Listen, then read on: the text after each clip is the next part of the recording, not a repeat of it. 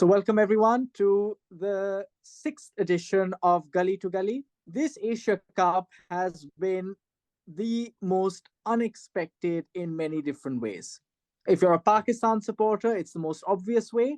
But even if you're an Indian supporter or a Sri Lankan supporter, there have been big surprises that have been thrown. So Zaid, I think even India would be surprised at the demolition that their team uh, handed out to Sri Lanka in the final. I mean, can you even call that a final?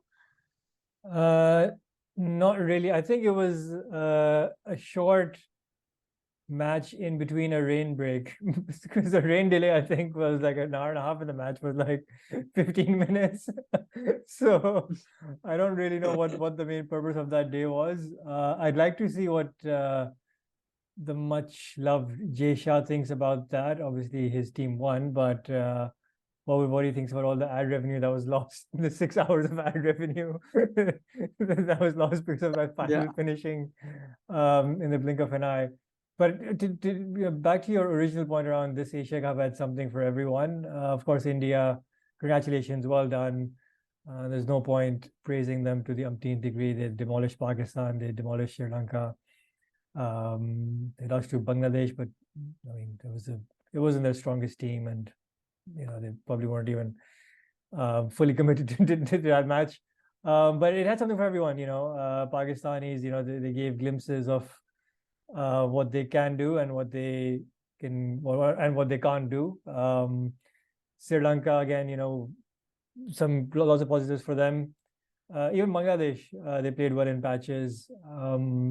And also, if you're an Afghani math professor, I'm sure there's a lot for you to unpack as well. Because if only all this calculation, they had all their calculations right, this would not have happened.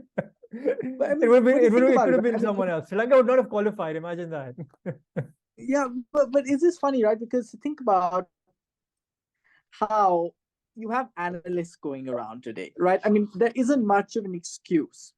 Now the reason Cricinfo was really well aware from the get-go is because it happened a couple of times in the IPL, right? So really, but I mean, Jonathan Trott, the Afghan coach, said, "Oh, we just didn't know." And I have to say, I don't think there's much of an excuse here, right? I mean, you've got analysts whose prime job is to give you this information. Yeah. So I remember at the time I was actually happy that Sri Lanka won because Afghanistan always tend to give Pakistan a real scare. And I thought maybe this time they would just pull one over. And little did I know. Just coming back to let's just quickly briefly talk about Bangladesh, right? Yeah. I think unfortunately it's been contrary to what I said at the start, Bangladesh's story has been a bit of more of the same, hasn't it? I mean, it's been sort of a state of perpetual meandering where they go through glimpses of showcasing their full potential and then glimpses of being very average, right? And it's usually their batting that really sets them back. Typically it's the spinners that get them out of jail, but this time it's been their fast bowlers. True. No, I agree. I mean, they still, I think, have a heavy reliance on Shakib. Whenever he's done well, they've done well. He did well in the game against India, and obviously they won. He did well against Pakistan, at least with the bat as well. I guess when they have, for the World Cup, they'll have Tamim, and Litton Das will probably be back, and Shanto, who had a great start to the Asia Cup, and then obviously was injured. So potentially, that batting will get its once it's back to its full strength. They might be a threat at the World Cup, especially given some of the fixtures, some of the venues that they're playing at is quite favorable to them, not least the game against Pakistan. But that's typical Bangladesh in terms of their performances. They're very inconsistent, but they've had some positives, and they won against India, and they actually finished third in the group. So good for them. Right. Yeah. Sri Lanka, were a completely different team when they played Pakistan, right? Yeah. It seemed almost as if they were playing club cricketers. And the reason I say that was because they made it look so effortless for 90% of that chase. At no point did Pakistan, despite the the big names in their bowling attack, even though, Yeah. yes, it was a bit diminished, but still quite experienced, pose any threat on them, right? I mean, it was singles, doubles. It was actually great to watch. And to think that, a couple of their players who did really well last year, like Rajapaksa and all, weren't even playing. You can't help but think that they've just gone under the radar, but they've sort of developed a team that could end up being world beaters on their day. I think Saranga and Valalage is a very, very potent spin attack. And they've got the support of kind of the other spinners. I don't know if it was a case of Pakistan being really bad or India being really good, and a bit of both, that there was such a difference in their batting performance over the course of 2 days. But I've seen a lot of promise. Okay, fine, they've had one bad day, and similar to what Pakistan said after they got thrashed by India, for them it was a good wake-up call, kick up the backside. That's what Chris Silverwood said. So it will help them prepare for the World Cup. And to be honest, from what I've seen, based on the performances in the rest of the tournament, I fancy them to do pretty well at the World Cup. So no panic for them. I think they, with their full strength team back, I do fancy them to do pretty well. But would you say the final is actually quite symbolic and emblematic of the Asia Cup itself? Yeah. It promised a lot, but it went neither here nor there, and then it just dissipated into nothingness in the final, right? I mean, you had lots of rain, unfortunately. You had lots of logistical barriers that had to be solved. I think many Pakistanis cite that as a reason for, the underperformance, because it affected Pakistan the most. Take what you want from that. But, it has been a bit of a messy Asia Cup. And take this as a lesson to not do something like this ever again. I mean, if there are traveling issues, then just have it in one place. Someone will have to suck it up and just move on, or withdraw from the tournament. Either way, they just need to find a way to not have such a farce of a tournament ever again. Okay, so India then, in some ways met expectations, but in many ways surpassed expectations, right? Because they could not have asked for a better tournament. If you think of all the questions that they had coming into it, who bats at number 4? Is your bowling strong enough to withstand Shami not playing and giving way to Thakur? And was Yadav the right choice over Chahal? Yeah. All got answered. Yeah, and all in the affirmative. I think the other issue the other good thing that's happened for India is they probably came into the Asia Cup with difficult problems or lots of questions, as you say, but they left with problems, but I think good problems. Who do you pick out of an informed KL Rahul or Ishan Kishan, or both? And then you have Ayurov, waiting in the wings. Shami did pretty decent when he played, so you have an informed fast bowler on the bench. So you've got good problems where okay, which one of my informed players do I have to drop? It's tough on them, but as a coach, I think that's a problem you'd rather have, rather than thinking like Mickey Arthur or Grant Bradburn, who are the Pakistani coaches these days, whether they pick an injured whoever they are, Naseem, an injured Naseem, or a inexperienced Zaman Khan, or a Shahnawaz Dhani for his celebrations, and becoming friend zoned by the batting mentor's daughter. I mean, that was something else altogether. I bet he thought he had a chance. I bet he thought. And the funny thing, you mentioned coaches, right? Actually, in the game against Sri Lanka, you barely saw Grant at all. It was actually Moni Morkel at the end whose disappointed face they were showing. So I don't know who's in control, to be honest. But anyways, coming back to India, fine. But there was still lots of quarters across Indian media, news channels, and on social media that said that actually Shami should be first choice. Yeah. And, if it were Pakistan, where your other 3 bowlers could bat, like, Shaheen, Naseem, Haris can all bat, I think it makes sense to have Shami in. But I think in India's peculiar case, you're picking your third seamer more for his batting. And I know that sounds silly, but I think because you don't want 4 number 11s, and now we all know in today's world, I know the batting needs to be done by the top 6, but often you need the lower order to step up too. And it often gives that extra cushion, which in turn gives the top order batsmen that freedom and license to play their shots and be positive, right? It's that cushion you need. And actually, Thakur, he's your third seamer, but actually he's kind of your fourth because Pandya Yeah, exactly. is really strong, right? So, he bowls it up to 140. I think he's a lot more threatening than a Fahim Ashraf. Absolutely. So I don't think it's much of an issue really to have him. Yeah, and on a spinning track, they can drop Thakur, and look, I think Akshar Patel is injured now, but I think they've got Ashwin in for Washington. the Washington Sundar, and they've got Ashwin in for the Australia series. So whoever plays, they can bat also. So for them again, they've got very straightforward decisions to make. Tough on someone like Shami, who is really good, but then Siraj is the only other one you would have considered dropping him for. But no, I think Siraj is undroppable. So And now I kind of know what Gautam Gambhir was saying, actually, that I roasted him all those episodes ago. Now, people will say I'm biased, but I still think on their day, if you compare both, I think Pakistan's bowling has that extra oomph. Yeah. But what India's bowlers do very well is bowl within their means. Like, is Mohammad Siraj the fastest bowler in the world? No.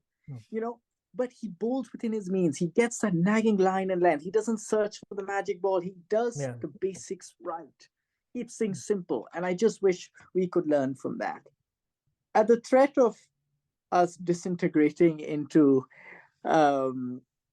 like complaining and sort of voicing our disappointment as we talk about Pakistan, if we keep it sort of simple, I think we're getting to a point where I think we need to announce our World Cup squad. We've taken a bit of time. There were those rifts being reported between Babar and Shaheen, and then Shaheen in classic Pakistani or Desi style put up a picture and said family, just to show that no Desi family is complete without a little bickering here and there. I think that's the point he was trying to. I liked how that picture was, it had like a chessboard in the middle. It was kind of like a rip-off of that Ronaldo Messi LV photo from last year. So I think it was. It actually was. You're laughing, but I think it was. I think Shaheen's PR person, thought it was a great idea to do that.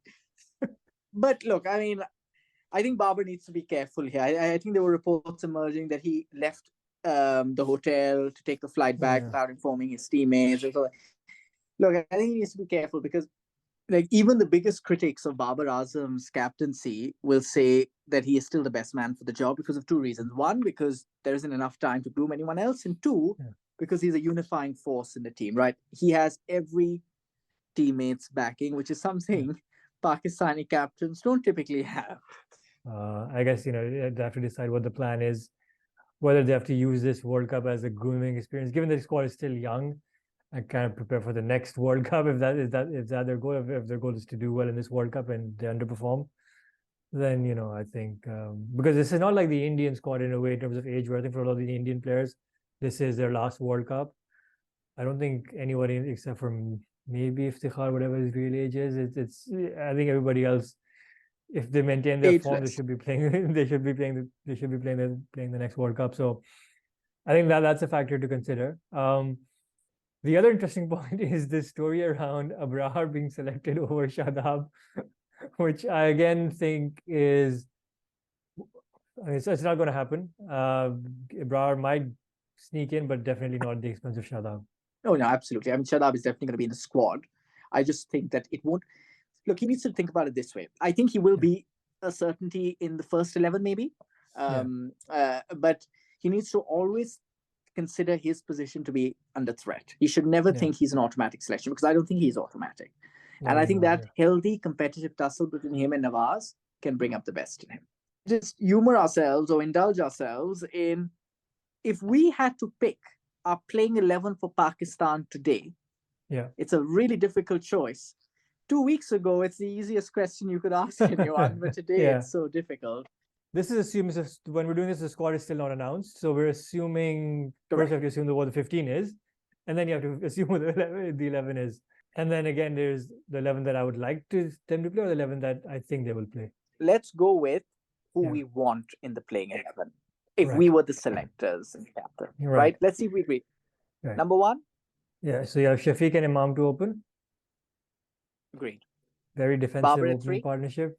35 for no loss in 10 overs. Probably the most defensive. I guarantee we will have the lowest run rate in the power play. Anyways, Babar 3. Yeah. And now Shakil 4. Look, I think Yeah, but I think it's so obvious that Rizwan will be 5-4 that our liking disliking doesn't really matter. So I think I've just picked Rizwan Fine, 4 to be fine. yeah. But 5 Saud Shakil then? Yeah, 5 Saud Shakil. Look, Fine, again, it's fine. one of those things. If you're 20 for 2, you'd send Saud Shakil, and if you're 160 for 2, Exactly. you'd send Rizwan in. Um, Well, if you're 160 for 2, I think you'd be sending Iftikhar in, no? yeah. So yeah, so I think Against Netherlands, maybe. that's Okay, then you have Saud 5, Iftikhar 6, um, Shadab it's 7. tough. This is tough, this is really tough. I think you need to back him in the first game and just Yeah, hope that he finds his mojo if he still has it. Right. If I hope we get the South Africa series before, in which you yeah, play both Shadab and Abrar and you see yeah. who's better. But I don't think it'll happen. But anyway, Shadab at 7. Then you have, depending on conditions, spinning pitch, Nawaz, seaming pitch, Fahim Ashraf, and then you'll have Shaheen, Haris, and Zaman, assuming So Naseem I is not there. disagree with Zaman. Yeah, I know that. I'm still hoping against hope Naseem makes it, as every Pakistani. But I actually disagree with having Zaman. I just think Zaman's a bit mono-dimensional. Yeah, I just wonder whether we don't know what the status of Hasnain's injury is. We don't know whether he may come back. But if Hasnain is fit, my choice is Hasnain, only because he's a threatening option. yeah. My worry is Shaheen needs someone at the other end to not release the pressure. No, my worry is if Hasnain is fit, I think he can have a really bad day, and then you're if Shaheen has a bad day, you went for 80 against India. Hasnain is someone who has the potential to go for 80, 90. A lot of runs. Yeah. So I think the potential of things going really wrong, and if you want a bit of control, then maybe Wasim Jr. is slightly the better option, a safer option. And I think that's what they will go with if they have to pick between, because he was the one who's already been in the squad. So I think eventually they'll go with Shaheen, Wasim, and Haris. I'd like to see Zaman, if not for anything else, for his Yorkers, maybe just having bowl 5 at the deaths in a row and just don't. But I think he will get in over Wasim. I think he did a good job against Lanka, but I don't think he opens with the new ball. I think it needs Yeah, to be Shaheen and Haris, yeah, because that's that otherwise you release the pressure on the other end, and Shaheen's threat gets yeah. neutralized. Agreed. All right, well that's what we agree on. I actually think when it's a spinning track, you pick one of Shadab and Nawaz, and you've got to pick and you pick Abrar if he's in the squad. Yeah, I think you need to be true. aggressive. Well, then you Mystery play spinner. Osama Mir, who would probably be in the squad, right? So Yeah, I know, mystery spinner for me. But yeah, anyways, look, there's a lot to talk yeah. about. We'll have lots of World Cup previews to come, where we go in depth on every squad, chances, strengths, and weaknesses. We have all that and more to look forward to. Please subscribe to our channel and look out for the next episode. See you. Thank you.